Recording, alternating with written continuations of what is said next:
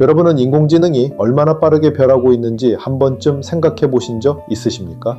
저는 이번 편을 준비하면서 그 질문을 자주 떠올렸습니다.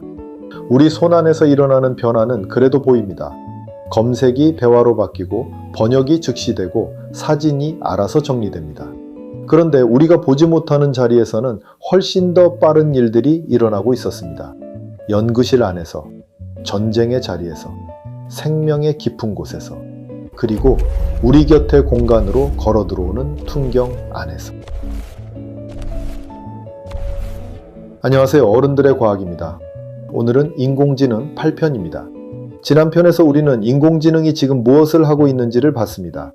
이번 편에서는 한 발 더 나갑니다. 지금 이만큼 와 있는 이 도구가 어디로 가고 있고 어디까지 갈 수 있는가? 그 풍경들을 함께 살펴보겠습니다.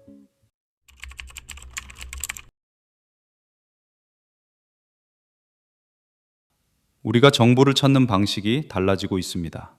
검색창에 단어를 넣고 페이지 목록 사이를 헤매던 시대가 저물어 갑니다. 언젠가는 검색이라는 말 자체가 옛말이 될지도 모릅니다. 배우는 방식도 달라지고 있습니다. 우리 아이들과 손주들이 자라는 교실은 우리가 자란 교실과 같지 않을 것입니다. 배우는 내용도, 성취해야 하는 목표도 바뀌어 갑니다. 지금까지 우수함과 열등함을 가르던 기준이 머지않아 무색해질지 모릅니다. 외로움을 채우는 방식도 달라지고 있습니다.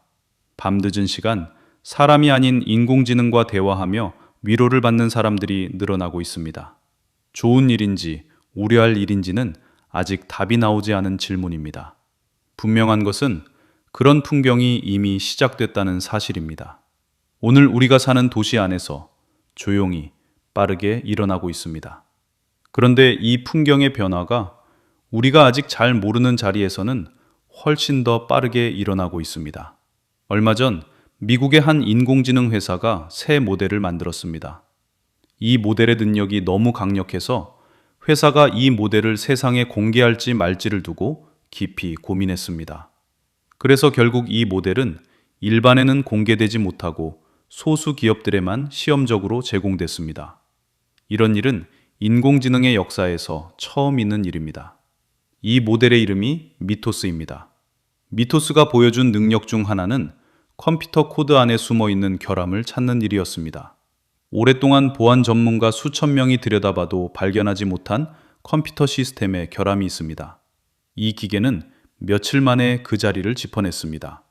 자동 검사 도구가 500만 번을 검사하고도 지나친 코드의 결함도 한 번에 찾아냈습니다. 이런 결함은 한두 개가 아니었습니다. 전 세계가 일상적으로 쓰는 운영체제와 웹브라우저에서 수천 개의 결함을 새로 찾아냈습니다. 이게 무슨 의미일까요? 좋은 방향으로 쓰면 세계의 컴퓨터 시스템을 더 안전하게 만드는 도구가 됩니다. 수십 년 동안 모르고 있던 구멍을 막을 수 있게 됩니다. 그러나 같은 능력이 반대 방향으로 쓰일 수도 있습니다. 악의를 가진 누군가의 손에 들어가면 세계의 시스템을 흔드는 도구가 됩니다. 은행의 시스템, 병원의 시스템, 정부의 시스템. 지금까지 보안 전문가들이 오랜 세월에 걸쳐 지켜오던 자리가 한꺼번에 위험해질 수 있습니다. 그래서 회사는 이 모델을 일반에 공개하지 않기로 결정했습니다. 회사 스스로가 자신이 만든 도구를 두려워한 셈입니다. 이 일이 알려지자 미국 정부는 새로운 검토를 시작했습니다. 앞으로 이런 모델들이 등장할 때 국가가 어떻게 통제해야 하는가? 한 회사가 만든 도구가 국가가 통제 방법을 새로 만들어야 할 수준에 도달한 것입니다.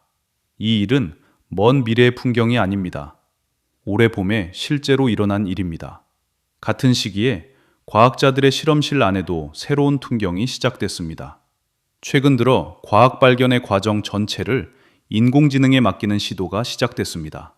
미국의 한 회사가 거대한 자동 실험실을 만들었습니다. 수백 대의 로봇이 사람 없이 실험을 수행하는 공간입니다.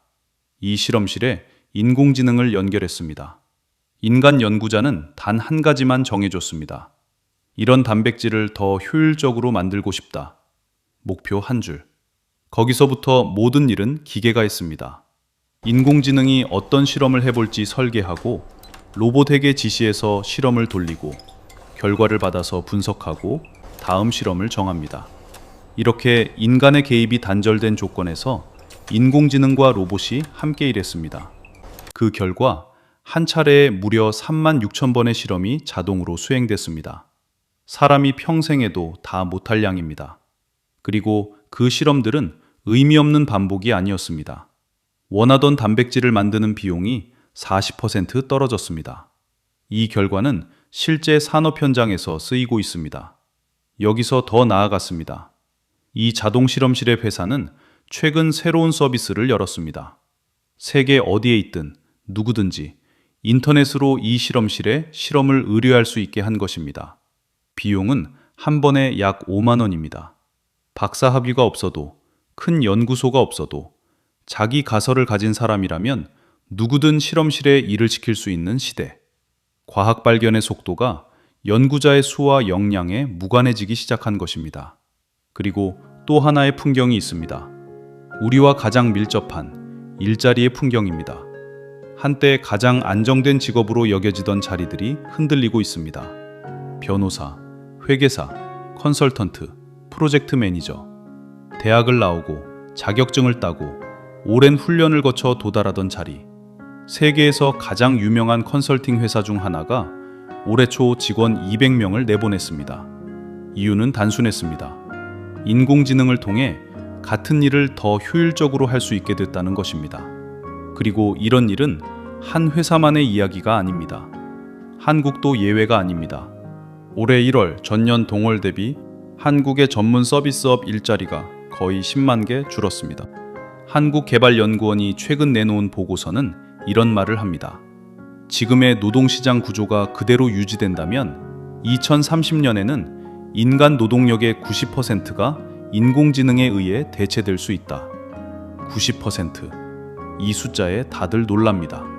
마이크로소프트의 인공지능 책임자는 최근 한 인터뷰에서 이렇게 말했습니다. 앞으로 12개월에서 18개월 안에 사람이 컴퓨터 앞에 앉아서 하는 거의 모든 일이 인공지능으로 자동화될 것이다. 이런 전망이 과장이라고 보는 학자도 있습니다.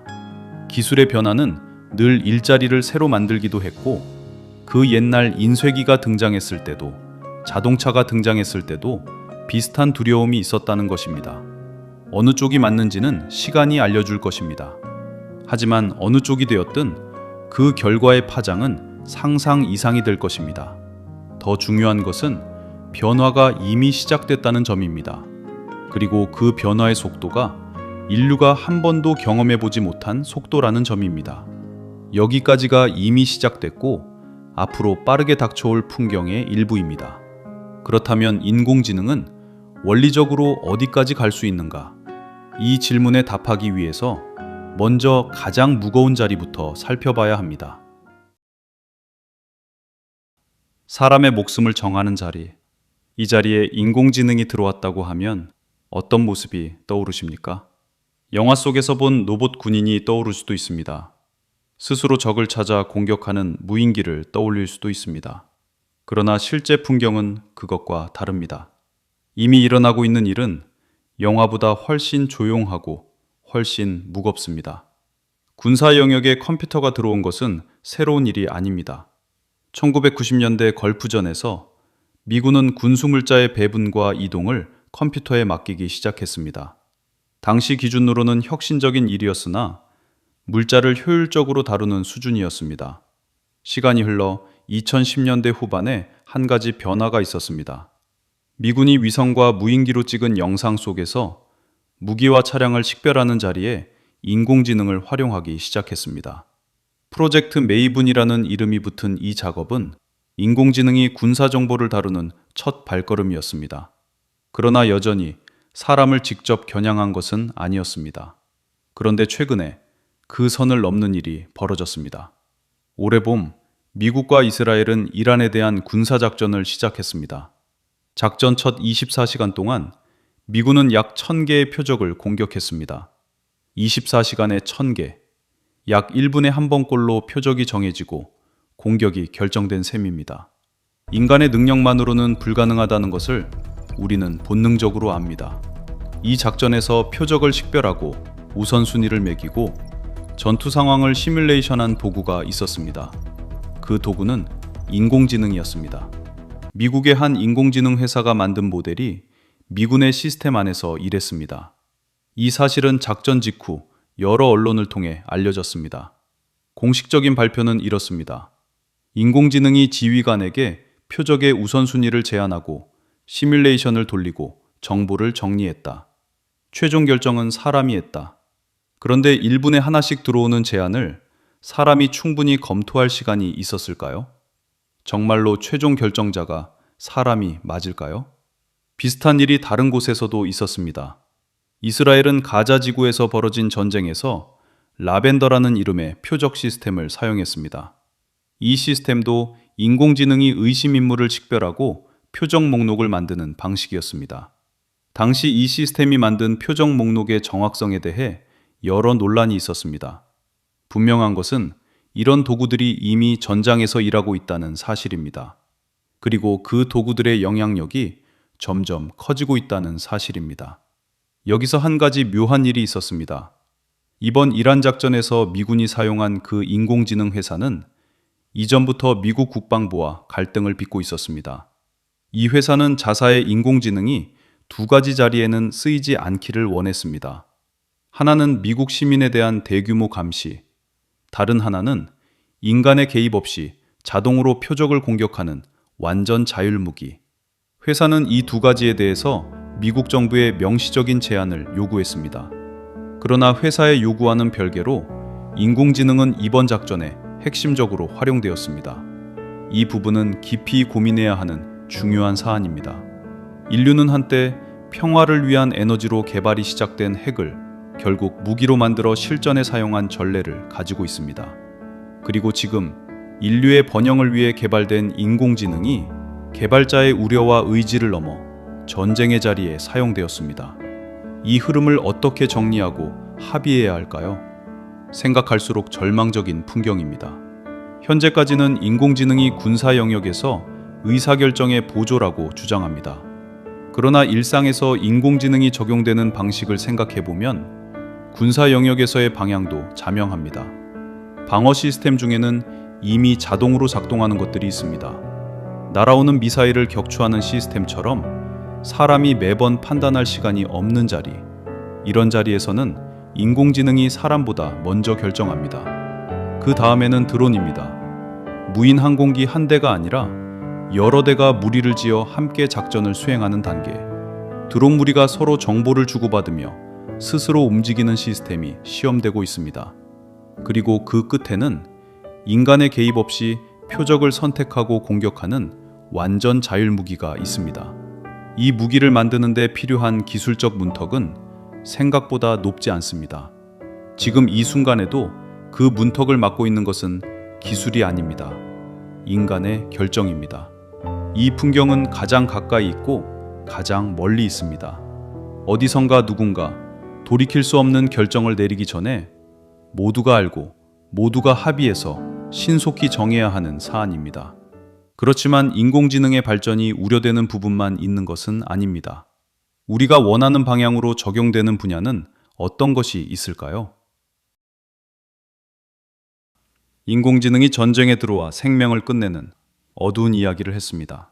그런데 같은 기계가 생명을 연장하고 생명을 이해하는 자리에서도 결정적으로 일하고 있습니다. 오랜 세월 과학자들이 인류의 염원을 안고 조금씩 더듬어 오던 자리에 인공지능이 들어와 있습니다. 앞서 시리즈에서 단백질의 모양을 푸는 일에 인공지능이 들어왔다는 이야기를 했습니다. 수억 개의 단백질 모양이 짧은 시간 안에 한꺼번에 밝혀진 그 풍경입니다. 그런데 사실 단백질의 모양을 안다는 것은 시작에 불과합니다. 진짜 이야기는 지금부터 펼쳐집니다. 우리 몸 안에는 수만 종류의 단백질이 있습니다. 이들은 서로 만나고 결합하고 신호를 주고받으며 우리의 생명 활동을 만들어냅니다. 이 거대한 관계망을 통째로 부르는 이름이 있습니다. 프로테옴. 우리말로는 단백질의 총합체. 질병의 근원과 생명의 기원을 이해하려면 개별 단백질이 아니라 이 전체의 연결을 알아야 합니다. 그런데 지금까지는 단백질 둘이 서로 어떻게 결합하는지를 알아내는데도 오랜 시간이 걸렸습니다. 그러니 수만 종류의 단백질이 만드는 전체 연결 구조를 그려내는 일은 불가능에 가까워 보였습니다. 그런데 여기에 단백질의 모양을 밝혀냈던 그 인공지능이 다시 들어왔습니다. 알파폴드. 단백질 사전을 완성한 도구가 이제 단백질의 도시 지도를 그리기 시작한 것입니다. 이 지도가 점점 완성되어 간다면 어떤 풍경이 펼쳐질까요? 지금까지의 약은 특정 단백질 하나에 작용하도록 만들어져 왔습니다. 그래서 그 단백질과 연결된 다른 단백질들에 어떤 영향을 주는지는 충분히 고려되지 못했습니다. 그 결과 예상하지 못한 부작용이 나타나곤 했습니다. 만약 단백질들의 전체 관계망을 알게 된다면 약은 더 정교해질 수 있습니다. 원하는 자리에만 작용하고 다른 자리에는 영향을 주지 않는 약. 나아가 한 사람의 몸에서 어떤 단백질이 어떻게 어긋나 있는지를 보고 그 사람만을 위한 약을 만드는 일까지 이어집니다. 질병의 정체도 새롭게 드러납니다. 지금까지 우리는 병을 증상으로 분류해 왔습니다. 같은 증상을 보이면 같은 병으로 묻고 같은 약으로 치료해 왔습니다. 그런데 관계망에서 들여다보면 같은 증상이라도 그 안에서 어긋난 자리는 사람마다 다를 수 있습니다. 병이라는 것의 정의 자체가 더 깊은 자리에서 다시 그려질 수 있는 것입니다. 노화도 마찬가지입니다. 나이를 먹는다는 일은 단백질의 관계망이 천천히 흐트러지는 과정이기도 합니다. 그 흐트러지는 자리를 정확히 알 수 있다면 노화를 늦추거나 일부를 되돌리는 일도 시야에 들어옵니다. 아직 완성된 그림은 아닙니다. 다만 생명을 이해하는 일이 인공지능과 함께 새로운 단계로 들어서고 있는 것은 분명합니다. 그리고 그 다음에는 더 오래된 질문이 기다리고 있습니다. 생명은 애초에 어떻게 시작됐는가? 우리는 아직 생명의 기원, 즉 자기복제 능력을 가진 분자가 어떻게 생겨났는지 모릅니다. 다만 태초의 생명의 기원이 되는 분자를 원시 형태의 RNA로 추정하고 있습니다. 단백질을 만드는 설계도이자 스스로 화학 반응을 일으킬 수도 있는 분자. 문제는 어떤 조건에서 어떤 방법으로 이 분자가 자연 발생적으로 만들어졌는지를 확인할 방법이 없었다는 점입니다. 수십억 년 전의 환경과 분자들이 만들어낼 수 있는 경우의 수가 너무 많아 사람이 추론하기에는 불가능했기 때문입니다. 여기에 인공지능이 들어오기 시작했습니다. 이 거대한 경우의 수를 기계가 시뮬레이션으로 탐색하기 시작한 것입니다. 확실한 답이 나온 단계는 아닙니다. 이 문제를 인공지능이 풀 수 있을지조차도 모릅니다. 다만 생명의 기원이라는 인류가 풀고 싶어 하면서도 손대기 어려웠던 질문에 새로운 도구가 등장한 것입니다. 우리가 본 풍경은 이제 한 자리에 머물지 않습니다. 인공지능이 들어와 일하기 시작한 자리는 점점 넓어지고 깊어지고 있습니다. 그 중에서 몇 가지를 간략히 확인해 보겠습니다. 첫 번째는 세포입니다. 단백질의 관계망을 그리는 일에서 한 걸음 더 나아가면 그 다음에는 세포 전체가 있습니다. 우리 몸을 이루는 가장 작은 단위. 그 안에서는 수많은 단백질과 분자들이 한꺼번에 움직이며 살아있는 상태를 만들어냅니다. 이 세포 안의 모든 움직임을 컴퓨터 안에 그대로 옮겨놓는 시도가 시작됐습니다. 가상세포라고 부릅니다.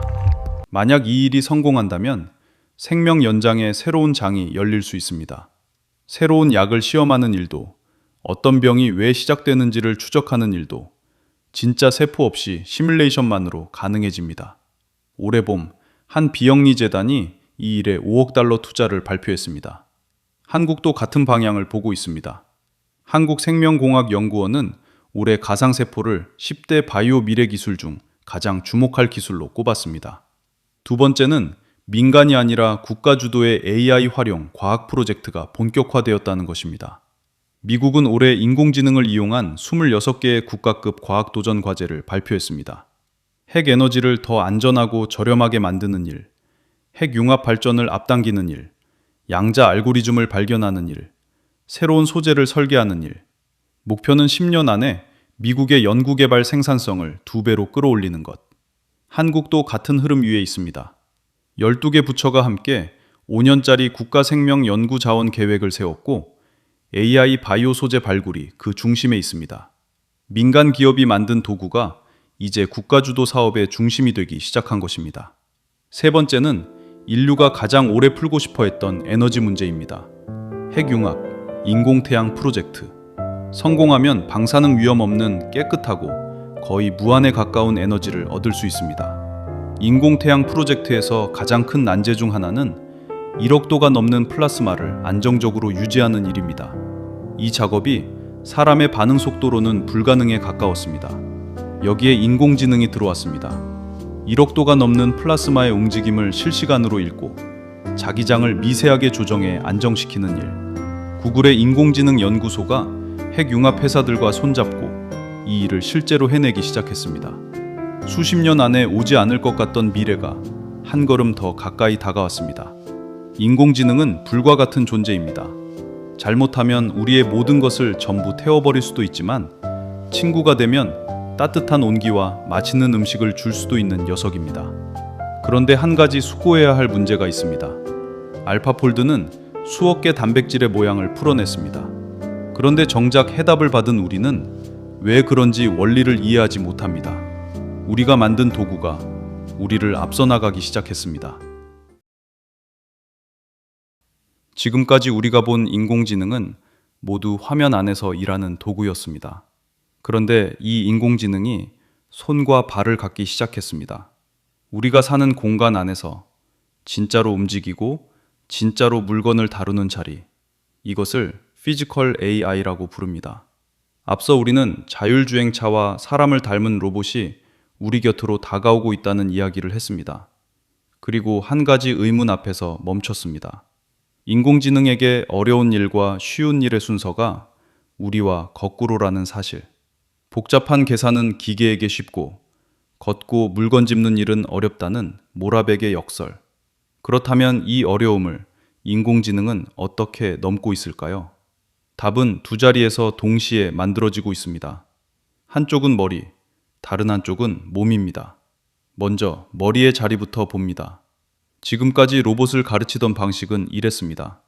사람이 동작 하나하나를 코드로 적어주는 방식. 이 손목은 이 각도로 꺾고, 이 손가락은 이만큼만 쥐고, 이 다리는 이 속도로 들어 올리고, 수많은 변수를 사람이 일일이 정해줘야 했습니다. 그런데 최근 몇 년 사이 다른 방식이 자리를 잡기 시작했습니다. 로봇이 영상을 보며 스스로 배우는 방식입니다. 사람이 물건을 짚는 영상을 수만 시간 보여주면 로봇이 그 동작의 원리를 스스로 익혀갑니다. 또 다른 방식이 있습니다. 가상 공간에서 연습시키는 방식입니다. 컴퓨터 안에 세상의 물리 법칙을 그대로 옮긴 가상 공간을 만들고 그 안에서 로봇이 수백만 번 넘어지고 다시 일어나며 걷기를 배웁니다.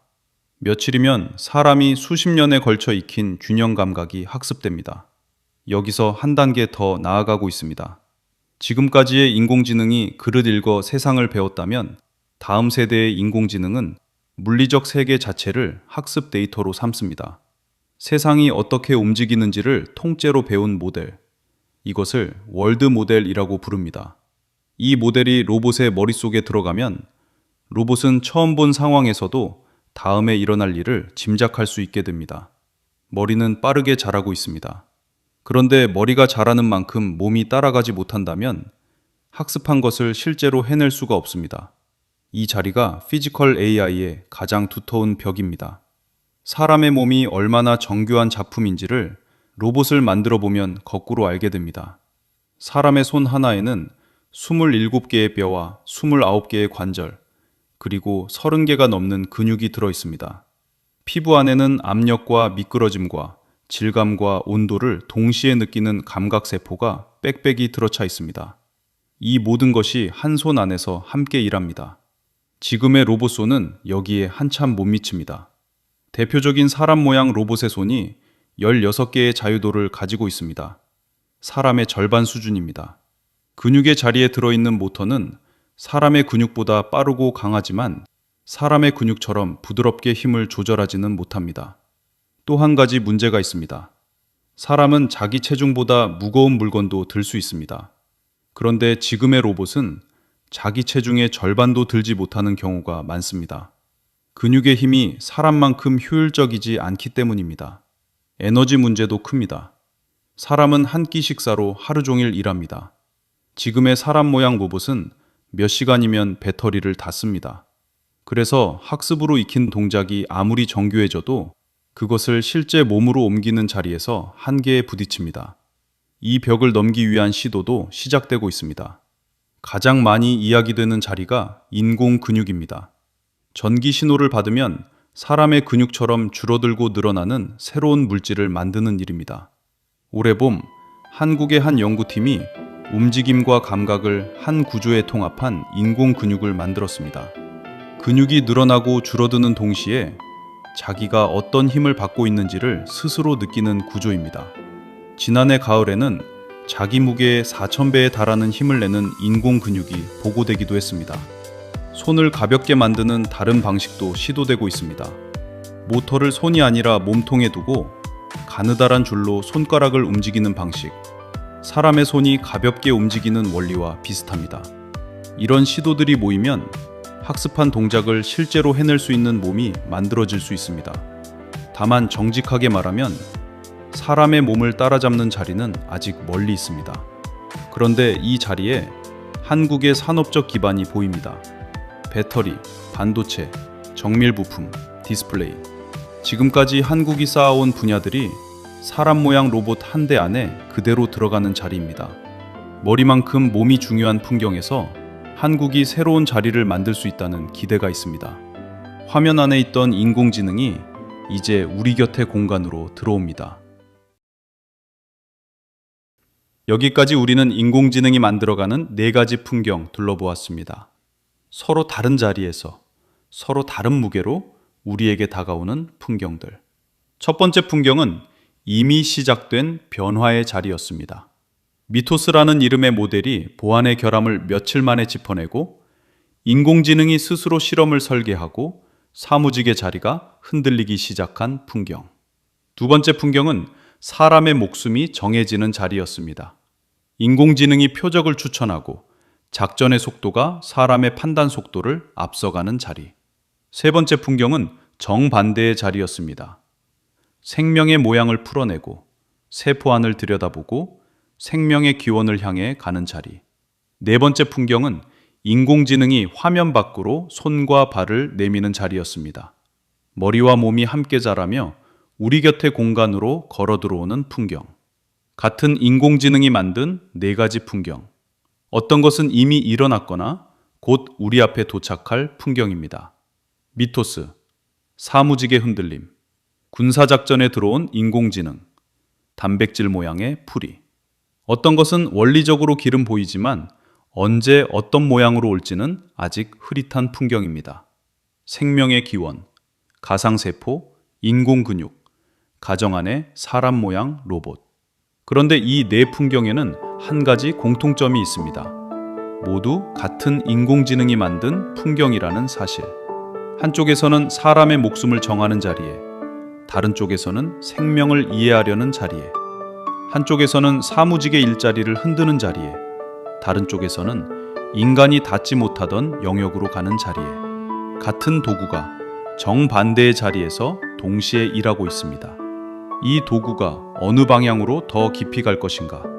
그 결정은 도구가 내리지 않습니다. 도구를 만드는 사람들이, 도구를 쓰는 사람들이, 그리고 도구의 풍경 앞에 서 있는 사람들이, 우리 모두가 그 결정의 자리에 함께 서 있습니다. 흔히 인공지능이 무섭다고들 합니다. 그런데 가만히 들여다보면 무서운 것은 인공지능이 아니라 사람일지도 모릅니다. 이 도구를 만들고 쓰고 받아들이는 사람들의 선택. 거기에 풍경의 방향이 달려 있습니다. 지금까지 우리는 이 시리즈를 통해 인공지능이 어떻게 움직이고 어디까지 왔고 어디까지 갈 수 있는지를 함께 봤습니다. 그 여정에서 계속 반복되었던 질문들이 있었습니다. 이 기계는 지능이 있는가? 이 기계는 배우고 이해하는가? 이 기계는 보고, 듣고, 느끼는가? 이 질문들의 끝에는 결국 한 가지 질문이 남습니다. 이 기계에게 마음이 있는가? 다음 편에서 그 질문을 함께 들여다보겠습니다. 최근에 저는 몇 가지 인공지능에 대한 소식에 충격을 받았습니다. 그래서 부랴부랴 기존에 기획된 영상의 내용을 급하게 수정할 수밖에 없었습니다. 바로 미토스 소식과 인공지능을 이용한 이란 전쟁 소식이었습니다. 미토스의 등장은 우리가 아직 준비가 전혀 안 된 상태라는 것을 절감하게 했습니다. 이란 전쟁에 인공지능이 활용되었다는 사실은 막연한 두려움이 현실이 되었다는 충격이었습니다. 이 두 풍경 앞에서 한참 동안 마음이 정리되지 않았습니다. 본 영상에서도 언급했지만 인공지능이 두려운 존재가 아닙니다. 사람이 두려운 존재입니다. 하루속히 모두가 수긍하는 합의가 이루어져야 하고 적절한 견제장치가 마련되어야 한다는 생각이 더 간절해졌습니다. 이제 이 시리즈도 마무리 단계에 접어들었습니다. 다음 편에서는 그동안 미루어왔던 질문을 들여다보겠습니다. 이 기계에게 마음이 있을 수 있는가? 의식이 있을 수 있는가? 오늘은 여기까지입니다. 긴 영상 함께 해주셔서 감사합니다.